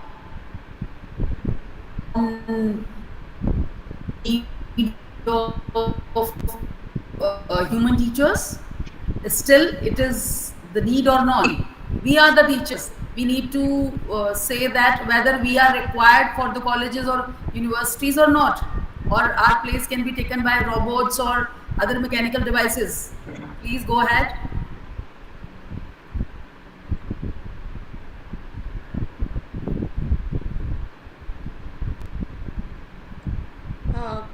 Hello. Sir, I feel machines cannot take the role of human teachers as they are not equipped with emotional intelligence and empathy for the very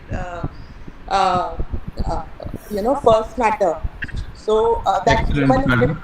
that human element, no matter how advanced AI or all these things go, they can never be equipped with emotional intelligence and empathy.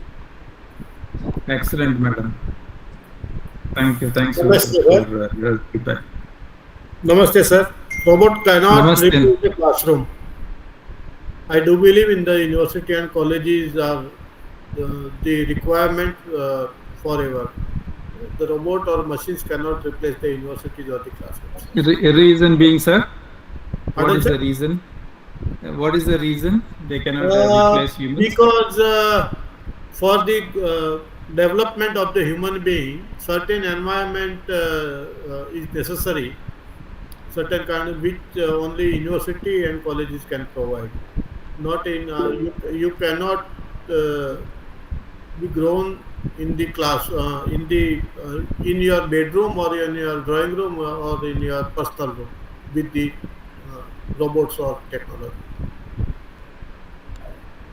Yes, Because sir. we Thank have to you. learn Thank you many very much. things in the campus. That's why. Yeah. Sir, Yes, sir. machine cannot replace teacher because as a human being we are social beings. So, sir, technology is supposed to assist us, not to sir rule on us. If we replace a teacher with a robot, sir, then some where somehow we are losing human touch, and without human touch learning is not very fruitful or helpful. So sir, robots cannot completely replace, but they can help to make learning process creative and enjoyable, sir. What I believe, sir. Excellent. Well said, sir.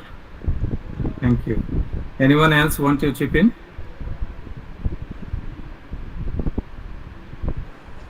Hello, good afternoon, sir. Good afternoon. Actually, the same thing I want to say, in other words, that if we want to see that human should be overall development, for classes, we are talking about the overall development. So, machines can lead us to cognitive development or psychomotor development, but they are not absolutely fit for this affective domain development. They are not helpful in the decision making what is right or wrong. So this can be, this judgment part is more into the humans. So this will remain that we need human teachers as well. They can assist us. Yeah, great, madam. Thank you very much for your insights. Yes, true. So from what you have said, what I gather is yes. I mean, traditionally, again, we used to gain knowledge from human teachers, but that is not the case anymore. We gain more knowledge from Google, from ChatGPT, and other AI tools. It is not just the knowledge that we current generation expect from teachers. It's no longer the case actually. But what is expected out of teachers from teachers is that emotional intelligence, as one of madams mentioned. So the teachers are expected to cater to the feelings and motivations and social dynamics of the students. They need to mentor the students. They need to provoke critical thinking in the students by asking thought-provoking questions, fostering debates among the students, and the guiding in terms of the moral and ethical guidance we have to provide as teachers. And only teachers can understand the cultural contextual sensitivity, um, and the teachers, only teachers, human teachers, can adapt to different teaching styles based on the cultural norms, social issues, and other sensitive topics, which AI bots or the tutors cannot do all these things. So we have to, the teachers, as teachers, we have to change ourselves from just giving the knowledge which is no longer needed as much, because nowadays students are getting the knowledge from various different sources like Google or AI tutors. But as humans, we need to mold ourselves more towards emotion, giving the emotional intelligence to the students, critical thinking, giving the moral and ethical guidance, and being sensitive to the cultures and other social issues.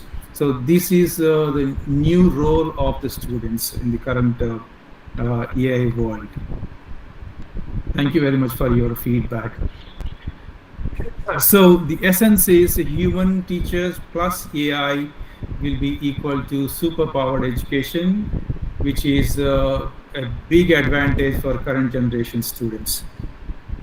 Actually, these AI tutors relieve the students, relieve the human teachers from a lot of burden of repetitive tasks. We will see very soon what those repetitive tasks and what those time-consuming tasks are.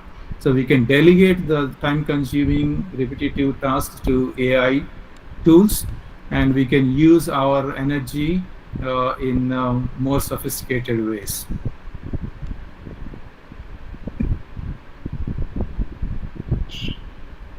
Well, and as I mentioned earlier, one of the biggest problems the current generation is facing is lack of focus. Their attention span is very, very little, as one of the studies we talked about earlier, done by Microsoft, is the attention span is about only 8 seconds. That is very, very alarming. So this is one of the issues that teachers have to address by learning to deal with the mental health issues in the students, by imparting techniques like meditation, which will help the students to focus on one thing for longer periods of times. So these are the newer things that we have to learn to give that knowledge and give the practice to the students. This is very, very essential in the current generation. Keeping all these as problems that we discussed so far and many more, the government of India in 2020 framed NEP, which is a National Education Policy. To that policy framing discussions from our GIO, which is a Global Indian Organization. Our organization is represented by our Vice President. You can see in the picture the person with the round circle is our Vice President, Mahendra Jadeja ji. He was with our Prime Minister of India, Narendra Modi ji. We have provided our inputs into this national education policy. This is one of the contributions from our organization.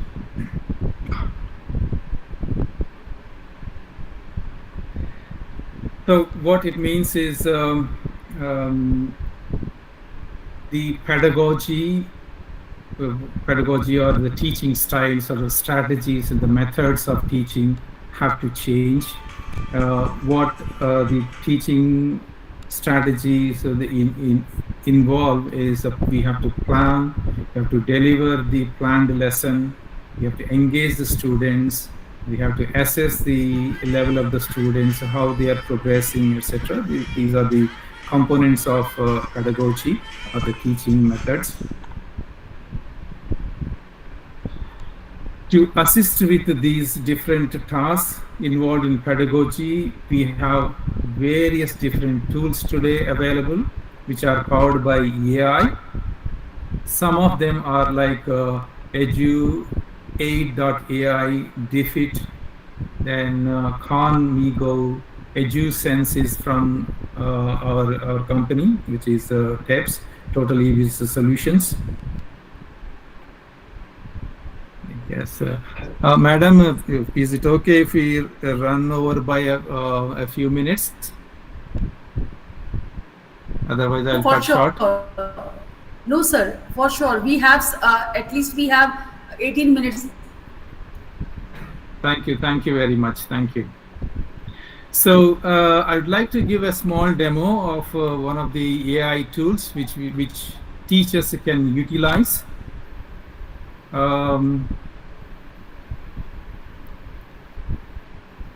This is called EduAid AI. For example, if you are preparing to give a lecture on a particular topic, let's say, for example, a history teacher is there, and the history teacher wants to talk about 1857 revolution in India. How can the teacher prepare? So this kind of AI tools will greatly help the teacher prepare for the lesson. Say, for example, let's take up 1857 Indian. So if you type that, we can enhance this question. The AI itself enhances it. Now I just typed I hope you can all see my screen. I just typed 1857 Indian Revolution, and then it has enhanced the prompt itself. And I'm happy with this. And what do I want to generate using this AI tool? I can generate loads of things. For example, if we say I want to generate a lesson plan on this topic, so I select this lesson plan and then I say generate. So lesson plan, what I have selected is a typical lesson plan including 5 E's. That is engage, explore, explain, elaborate, evaluate. So these are the 5 E's of lesson. So it gave me a detailed points about how I structure my lesson, how to engage the students, what type of questions should I ask the students to make them interactive, and if I can create any virtual simulation, visual diagrams that I can create.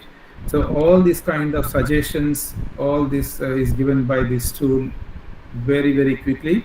Imagine if I have to think about all these things and create this lesson plan myself. It takes at least a few hours to prepare for 1 hour lesson in the classroom. With this AI tutor, we can very, very easily, very quickly, we can create a comprehensive lesson plan within just a matter of 1 minute. Likewise, if I have to say, for example, we take another thing.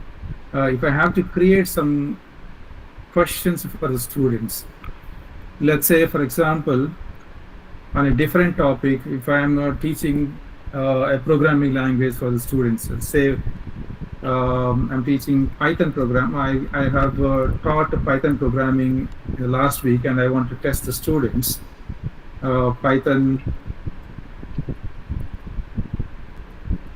programming.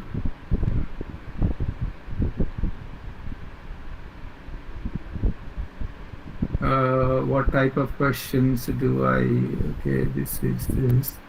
Then I want to generate multiple choice questions. So I have selected this, I have given a simple prompt, and then I have asked the tool to enhance the prompt, and then I simply click on generate. It gives me multiple choice questions so that I can give these questions to students.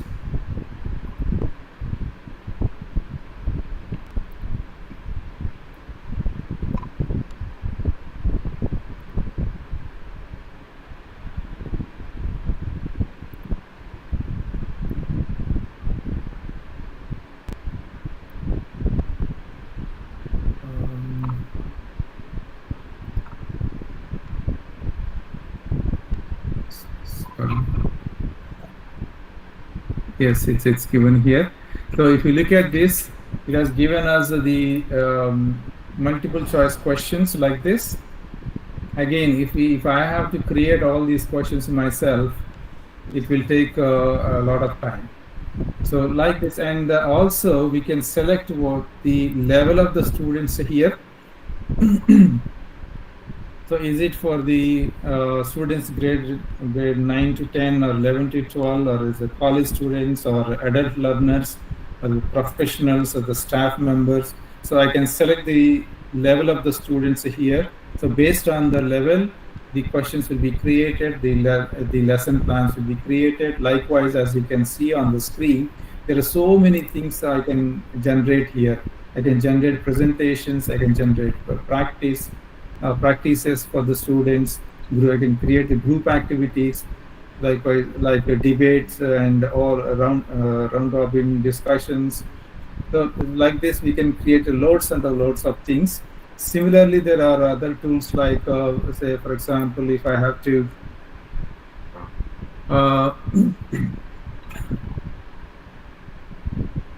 this is another tool which is called a Defit.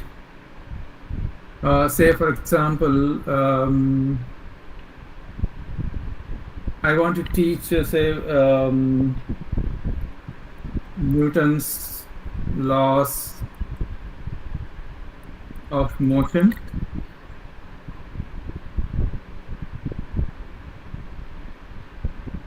for the 11th grade students, say, for example, and I want to generate this lesson in Hindi language as an example.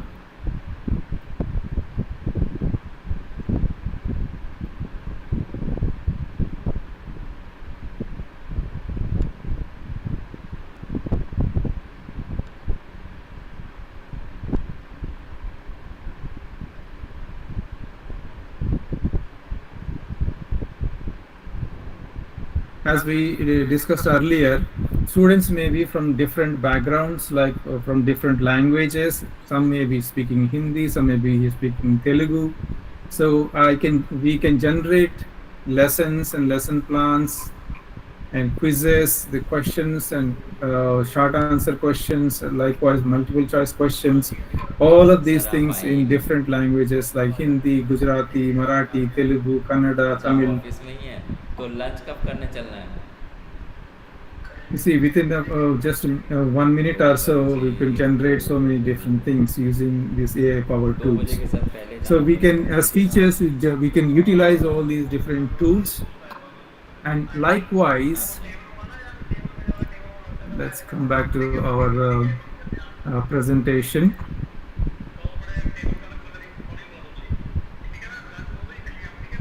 अच्छा ठीक है Well, कोई नहीं let's, because in the interest of time, I wanted to have a quiz here, but you can do it yourself. हाँ sir Like this, we have many different tools: Ranveer को EduAid, ChatGPT, Ranveer को Defeat, QueryPod, Slides AI, Canva Magic, Sumit Write, Gupta से कल बात हुआ था बताऊंगा मैं Magic School, Grammarly, बात हुआ था Turnitin, and many more tools like this. There are hundreds of tools available in the market. So we have to try these tools, analyze, and if analyze from different perspectives and make a suitability, and we can make use of these different tools. And while using these tools, we have to keep in some things in mind that ethical about the ethical concerns. Like AI tools can sometimes be biased. We should not over rely on these AI tools, and sometimes they can give us misinformation. So we still have to use them very cautiously. We have to cross verify the sources. Always we have to review the output of the AI tools or AI tutors. We have to cross verify, as I mentioned, with the reliable sources.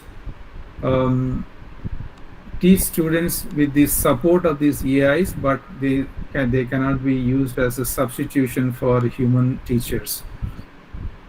And when you are using within an institution like a university or an organization, we have to make sure that we use only institution approved tools within the institution for privacy concerns. Well, from our own company, which is TEPS, we have an excellent tool which is AI powered that can be used in the education sector, which is called EduSense. We have Supriya and Pratik from TEPS organization on this session. Supriya, would you like to take over to give a demo of the EduSense? Yeah, sure. Thank Now you. I stopped sharing. Yeah, thank you. Thank you, everyone. Thank you. Just sharing my screen.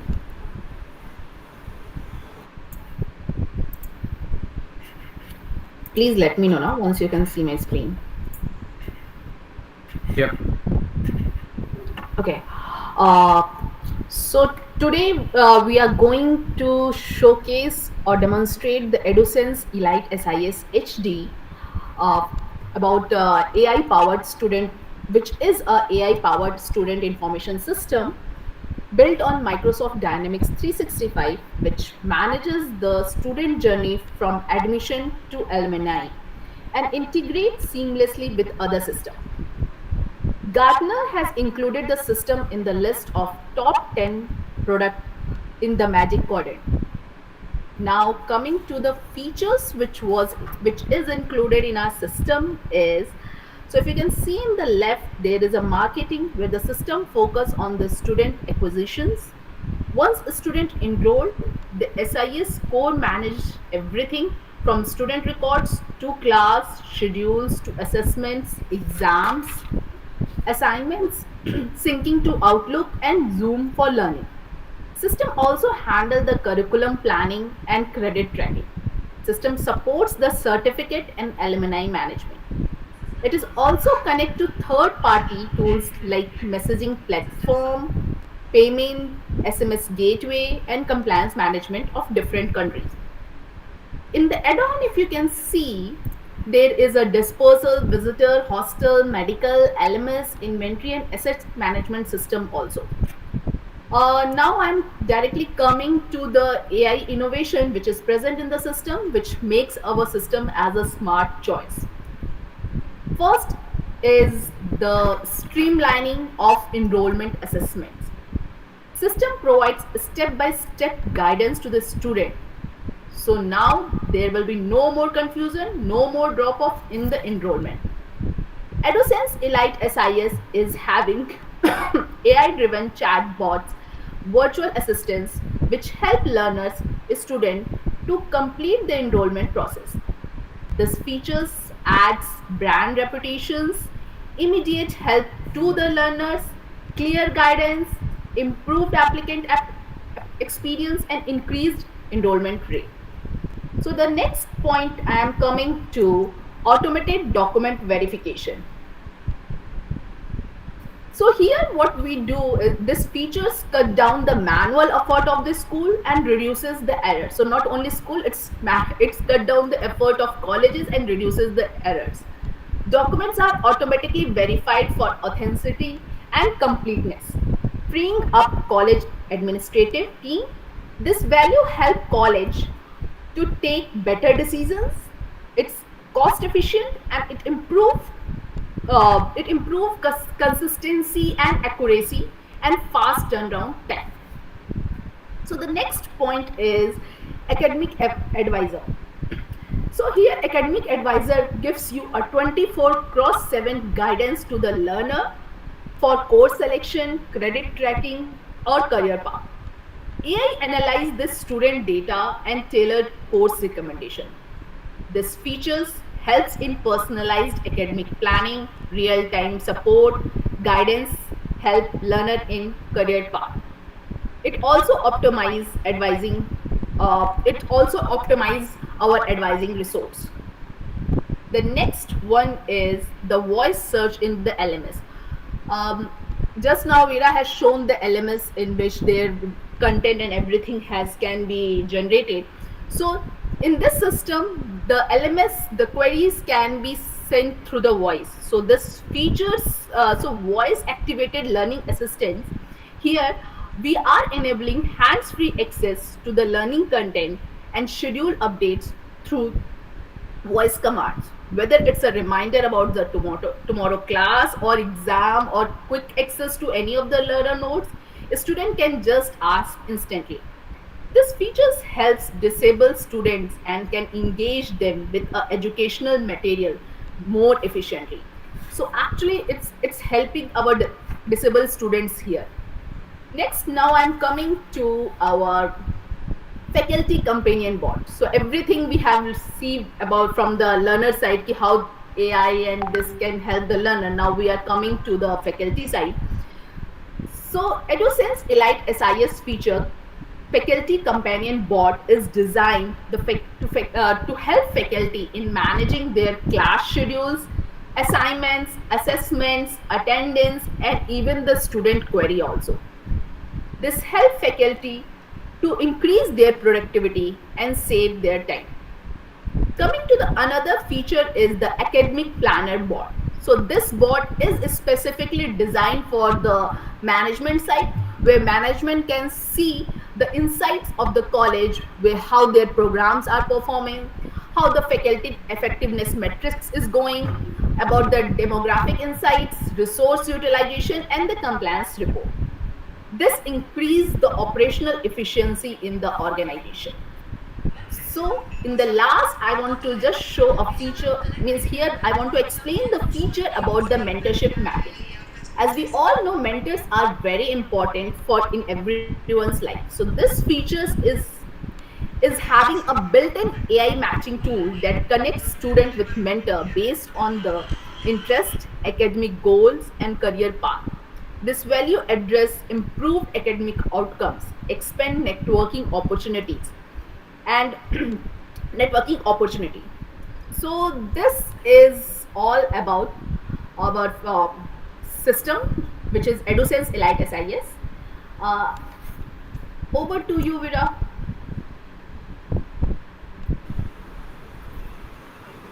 Oh, thank you, Supriya.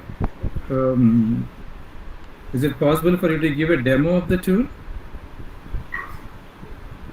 Oh, It is sure, quite impressive, sir. It is quite impressive. sure, we can give up. I have a team. Vipin is here, so he will demonstrate. So he will show you. Yeah, that would be nice if you can give a quick demo of the tool. Yeah, Yeah, hello Hi, Veera. Vipin. Hello Veera. yeah, Hi Hi, Vipin. Supriya. Vipin. Thanks for joining. Yeah, thank you. So hello everyone. I know this is we have already taken so much of your time. I'll try to wrap it up at fast. Let me just know when you can see my screen. Okay. Yeah, Just sure, a minute. Vipin. Just a minute. Give me some time.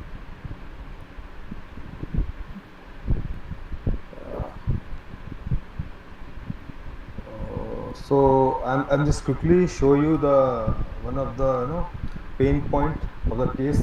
Okay. So today I want to showcase you one of the basic use case of the AI, but it is the most tedious for the faculty, I must say. So here I am going to create a small program that is for the AI ML. I'm just writing down only the AI ML. So our model, we have trained it somewhere like this, that it automatically understand that what he needs to generate. So all the things that we are going to generate through the using API AI. Just a minute. Okay, just a minute. I'm just taking the difficulty level easy and the category is the previous.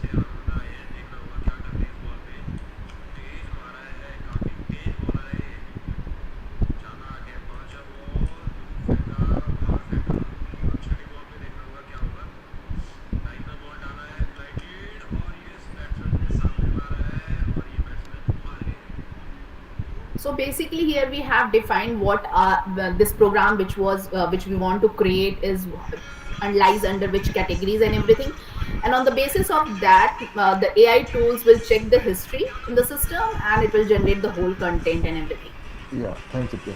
So if you see, I just put it the minimum information on the key objectives, the short description and the long description.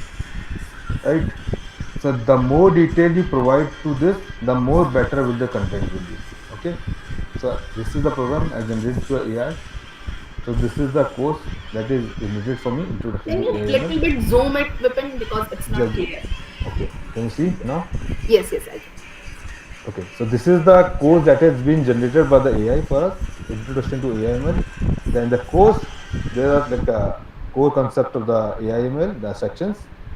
Then you can see there are two lesson plan that is already been given: understanding the artificial intelligence, machine learning, application of the AI ML in the modern industries. And then we go to one of the, this is the content, let me just zoom out. That is the content that is being generated by the AI for us. So the idea is, to help the faculty cut short their load.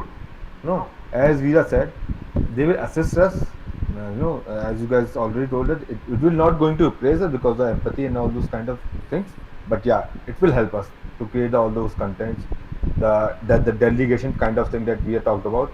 So this is how the our model generate the lesson plan and all those things for just the program name I've given. Apart from that, the introduction to AI ML section and the lesson plan already created by Israel. Any question? So, ma'am, Yes. here this on the basis of the category which Vipin has chosen. Previously, the ma'am was telling that we have to deal different learners in a different Yeah. criteria. Some Yeah. learners are so quick learner. Some students are very quick, and some students needs more effort. So, on the basis of their Difficulty there. requirement, easy, difficult mode, we can generate the content. So, it will help all the learner from the same system.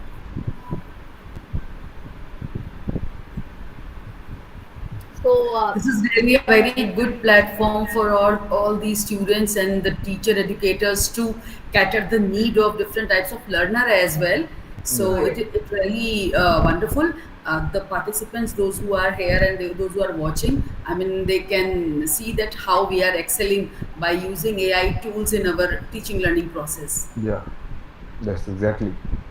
So the idea is to know the repetitive task that we have already talked about.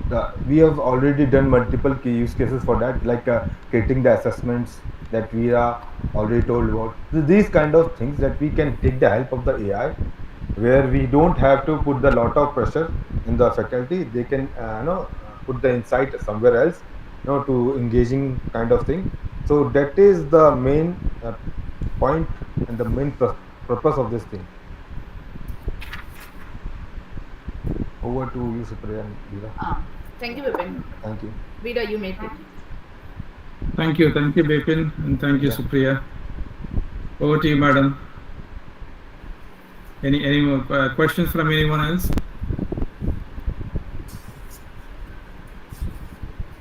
Questions, feedback, welcome. Thank you. So we will collect feedback forms later by sharing the feedback form and the attendance form on the chat in the messages, and as well as on the WhatsApp group that we have specifically prepared for this IFDP program. So now this is the time to place a vote of thank. It is my privilege to extend a heartfelt vote of thank to Mr. Veera Sivaratri and our first speaker of the morning session, Dr. Manu Chadha ma'am, for your dynamic and forward dynamic lessons and enriching lessons that you have delivered, and your perspective on digital platforms, transformations, emerging technologies, and the human side of innovation have given us much to reflect upon and apply in our educational practices. So your rich and global experiences and engaging delivery made the session not only informative but truly inspiring, sir. And ma'am, and we deeply appreciate your presence and the knowledge you shared with us. I would like to express my heartfelt thank to our management, whose continuous engagement and vision make such academic engagement possible. And I also thank to our head academics and the entire organizing team, faculty coordinators and the technical support staff, whose tireless efforts ensured the smooth conduction of this session. So your dedication and teamwork are deeply appreciated. Finally, I thank all the participants for their active engagement and enthusiasm, which added great value to our today's program. So let us carry forward the learning from this session into our practices and policies as we strive to align education with the innovation. Thank you so much, sir. And all the participants kindly fill two feedback form and attendance form today, because we have two different experts with us. So there are the two links for the two different forms. So kindly fill it on time before I close it. And kindly open your cameras for a group photo. Dear all the participants, kindly open your cameras for a group photo. Ma'am, I don't know, in my system, my camera is not allowing you to open. Sorry for this. Okay, it's okay, fine. Those who are having some issues or the problems, technical problem, is it okay, fine? But rest of other faculty members and the participants, kindly open your cameras so we can have a group photo.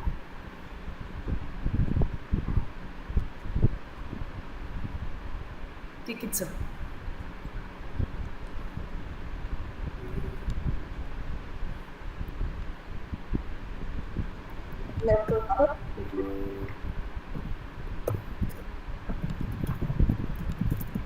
Thank you very much.